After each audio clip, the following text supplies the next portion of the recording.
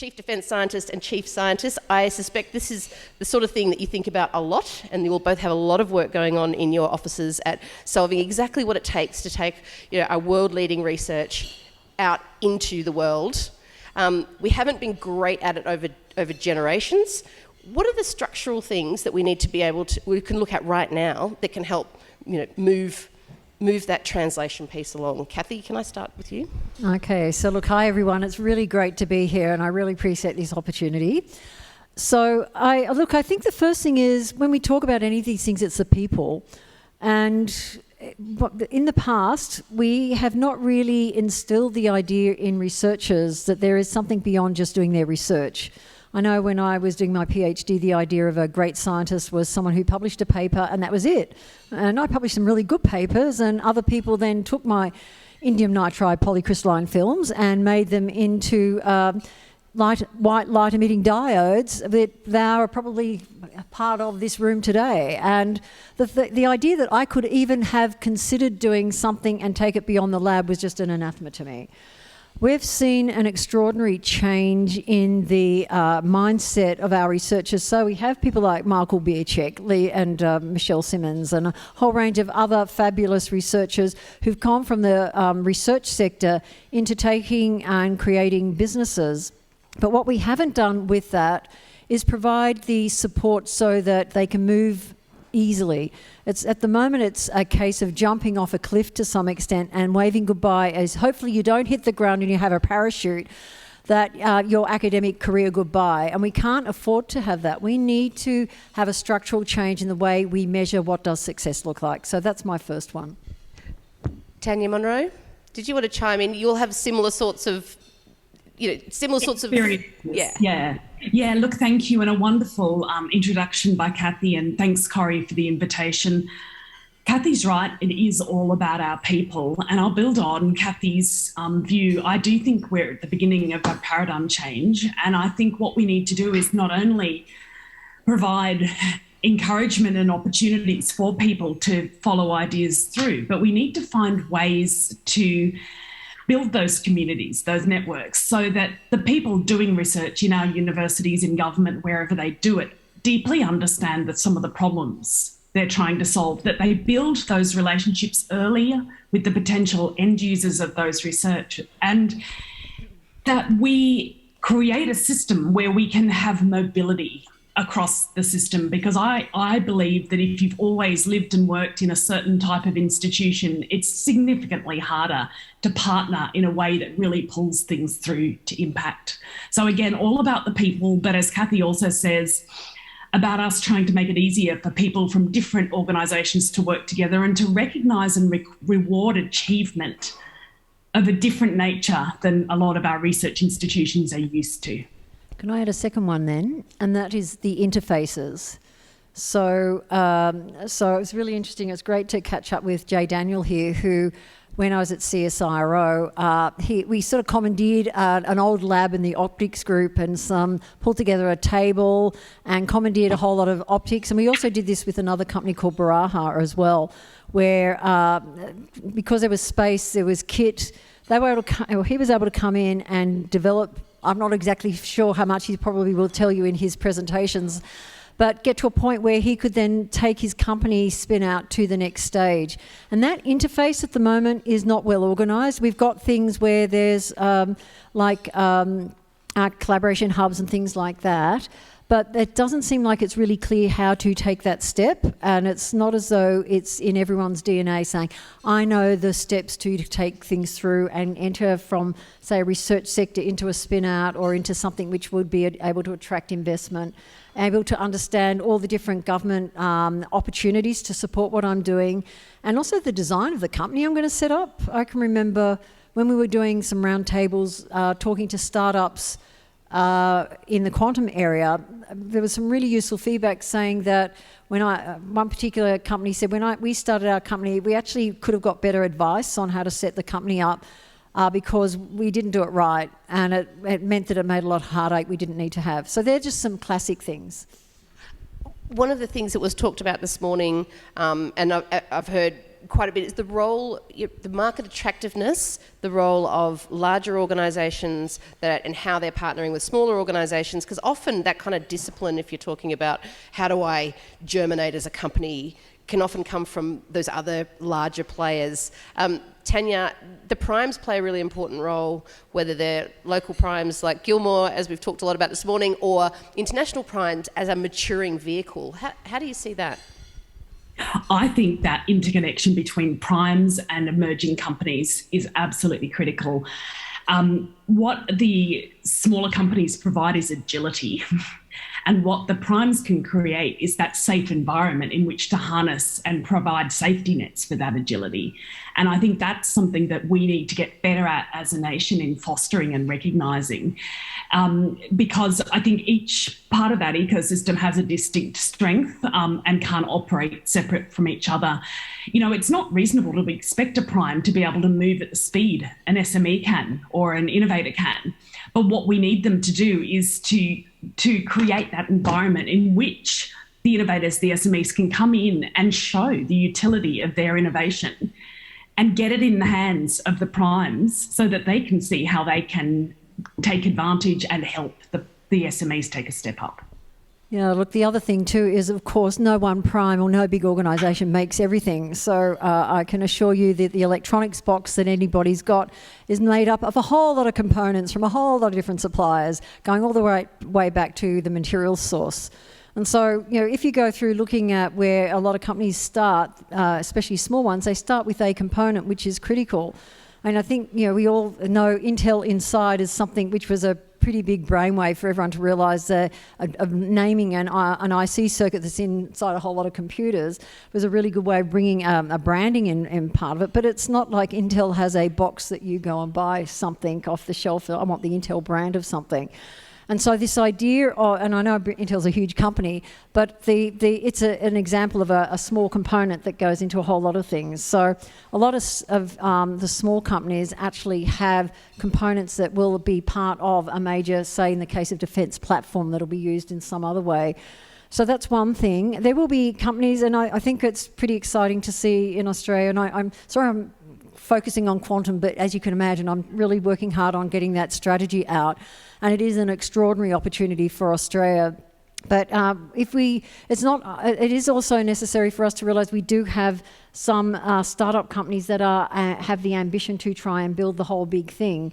But they will also have to reach out to get bits from whole lots of different companies, because no one company will be able to build it on their own.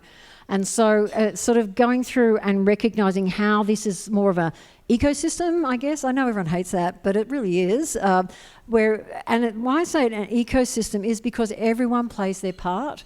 And if you don't have one bit of it, the whole thing falls over. And so recognising, and this is in the research sector, we've got sort of the university sector, we've got public funded agencies, we've got the role of government, we've got the role of startups and large companies. Every one of them plays a role, and I think in the past we've mushed it all together and not had that sophistication and maturity to understand where everyone fits and how they need to move between, things move between them, so that the supply chains, the early stage products, through to being able to scale and be able to take over the world. I'm always ambitious. Is something we're only getting to now, and I'm really proud to see that we're getting there, and hopefully we can do it at speed. I wanted to Corrie, ask... if I may, Corrie, if I may just make one additional brief comment that I think really builds on Cathy's remarks. As you mentioned at the beginning, I'm over here in Perth for a couple of days, and just yesterday was talking to a number of the primes, and it's really interesting to see. I think we're in an era where, certainly in defence, even the biggest primes are starting to shape their role and their place in the ecosystem and work more collaboratively together in order to fill a distinct niche. So I think we can no longer take a sort of one-size-fits-all sort of conceptual approach to a prime and its role in the system. I think that there's much greater whole-of-system work across our primes, certainly in defence. Another question, Innovation Oz is about 7 years old, and what we found very early is that people, when they were talking about intellectual property and the way we collaborate, there was a big problem around the way we treat IP, the way we collaborate, the way we protect it, and also the industry of people around advising companies. So from, you know, everything that you're doing, Cathy, and I think there's added complexity, Tanya, when you're talking about defence and really big companies and small companies with very specialist IP. Have we changed? Are we better at it? You know, it's a hard one. Yeah, no, look, we're getting better. I think the first thing is the majority of people who are researchers don't really understand what does IP ownership mean, what does it mean to commercialise it, and who should own it, and how it all works. I mean, for example, a really basic thing is, unlike research publications, patents need to actually have the right people as the inventors, otherwise it's null. So you can't have honorary authors, which for maybe in the academic community might be sort of an anathema to them. You've got to be able to say which claim you actually invented, otherwise it doesn't work. I mean, I know I'm probably telling you about how to suck eggs here, but the thing is that that's such a critical first step, and that is not known by most researchers. And so it builds from there, that whole idea of, you know, when do you protect with a patent? When do you keep it as know-how? How does it actually lead to translation to something which will enable it to be realised? And what does ownership really mean? And what does protection really mean? It's something where, you know, I often said, a patent is basically a license to sue someone if they nick your stuff. And are you prepared to follow that through and be able to go through a very legal and expensive process to get your rights? And that's often not really understood. And I guess the other thing is what it means for a business to be able to control IP in order to be able to attract funding, and how you might, especially when you've got multiple collaborations working together, how that becomes very messy IP ownership. And one of the things which I found was really important when I was in CSRO was this mentality saying that IP should retain or reside with those and managed by those who can actually turn it into impact. And because at the end of the day, you can work out. And I saw Adrian Turner in the audience here. The idea of tokenization and identifying who's made contributions can be sort of tracked, so that eventually you get, you know, it's only when it makes money that anyone's interested. So if you're able to get to a point where you know the outcome is impact that in a commercial sense leads to prosperity and income, that you have places in place so that everyone gets their cut. And that's what we haven't really got our head around yet in a general sense across the research sector. Tanya? Wonderful. Thank you, Corrie. Wonderful comments, Cathy. And I won't repeat them because I think you're spot on. What I will add is that what I see from where I sit is an Australian research ecosystem with really varied levels of sophistication with working with IP.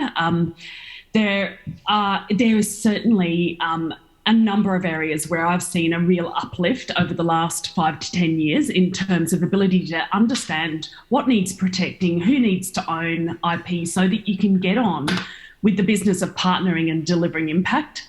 Though I still do see pockets where people are very uncomfortable and unfamiliar with IP, and thus towards not being as open as needed to drive accelerated use. One of the things I have worked out by looking at when this works well is often under the hood is a really clever way of dealing with IP that builds trust. And when we tell stories of success, I don't think we explicitly tell the stories of how the IP was managed.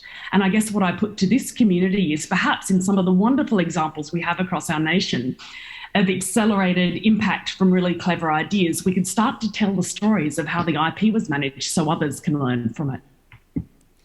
I think that's a really good point. Case studies in IP, because when you were talking earlier, I was like, oh, it's complicated. Well, you know, quite often we fight very early on before we've even done the work and created the IP, and we fight over 100% of nothing. So it's this, just getting our head around it, and at the staging is something which an opportunity for us to probably bring into the thought processes of people at an earlier stage. So I wanted to ask you both, another theme this morning was how do we scaling, getting through those higher ends of the technology readiness levels. We've talked a little bit about that early stage. What do we know? What do we own? How do we, partner. For both of you, what can we do quickly to start moving up through those higher ends of the technology readiness? For me, this is easy. It's get your idea into the hands of potential user communities as fast as possible, because that then shapes your own thinking on pathways and often unlocks investment. That's, for me, the number one piece of advice I'd provide. So there's two, building on that too, there's one thing about technology readiness levels, and you can get something, go through. We're pretty good at getting things to the point of proof of concept, and there's lots of programs that, and I think the National Reconstruction Fund is hoping to help with bridging the Valley of Death, and we're seeing more venture capital coming in to support the next end. And knowing for a lot of technologies get to a point where they've got the ability to provide into a small market, but then being able to scale, which is what you were saying, is something which we haven't, I don't think, nailed yet. And that is where something that's technology readiness level 9 on a manufacturing readiness level might be still 2 or 3. And it's a whole big thing getting it up to something which is, that's a weakness. I don't think we've got the that maturity and understanding and that sort of flow through yet. And there's work to be done for us to achieve that. I also think, if I may, Corrie, that I think that we need to also help people understand system readiness as well, because quite often the technologies people and companies are developing are just parts of more complex systems. And again, the earlier that we can start to understand how to mature the system rather than just the discrete technology, the better we can start to understand things not just like use cases or paths to market, but regulatory issues and export issues that we might need to get our heads around. We're going to have to wrap up shortly. We could talk for a long time. So I'm going to end on a super geeky question. The idea, when we're talking about, Tanya, you were talking about getting this technology into people's hands, users, but we're talking about technologies, the emerging technologies like quantum, things like a quantum sandbox. I mean, if you were to say, yeah, we want industry to use this, we need a sandbox, what does it look like? Where would you start? Because it sounds good, but I don't actually know where you'd start with something like that. Well, from my perspective, the first thing is a national ambition. And I suppose if there's anything which I hope all of you take away today is the country has, I think, a really new ambition to say we can do it here.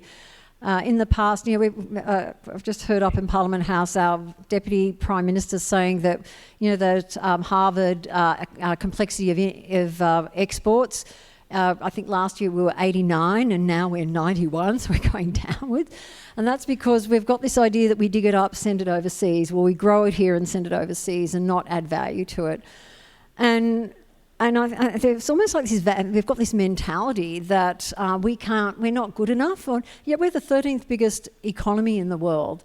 We've got things like quantum where we have invested for decades, and we've got a real opportunity to take this to the next level and be something where we have a real quantum industry, which is part of a global network. But it's something we can do here. We can manufacture here. We can take companies and grow them up. And it's something which we need to trust in ourselves and say we can do it. We've got the capacity, and I know we've got the ambition of a government that wants to do this. We've got state governments that want to do this. We've got a community here of technical investors who want to do this. But we have to make sure that our young people know that we want to do this so that they do the right skills, studies at school to make sure we've got the workforce. And we also make sure that we keep that steel, that we don't, get frightened, and that we make, sort of quick responses in a way that might come across that we're afraid that we're going to not be able to do this, and so go down a pathway that looks like of least resistance, but really hold our nerve and keep going. So that'd be, I think, the thing which that we have to think about. Sandboxes and things like that. I mean, yes, we need to work out how to do that, and we're going through. That's part of our strategy development. That's hard to follow and wonderful. What I will say is, just to give a pragmatic example, it was only about a month ago where we took some extraordinary quantum sensing technologies from Australian companies, Australian universities, brought them all together with our Five Eyes colleagues and demonstrated them at sea in a New Zealand frigate. that's a sandbox of a type for quantum-based technologies for defence. I'd love to take Cathy's comments and just distill them down into a couple of words through my own lens, which is aspiration, inspiration, and courage. And for me, I'll know we've got there when it no longer requires my counterparts from the US to come and tell us how good we are at things. We know. I think that's a brilliant place to leave it. We don't need someone getting on a plane to come and tell us we should know this stuff. You're both delightful to talk to you. Professor Tanya Monro, Australia's Chief Defence Scientist from Perth, thank you so much for joining us today. Australia's Chief Scientist, Dr. Cathy Foley, thank you so much. It's been great. Appreciate it. Thanks.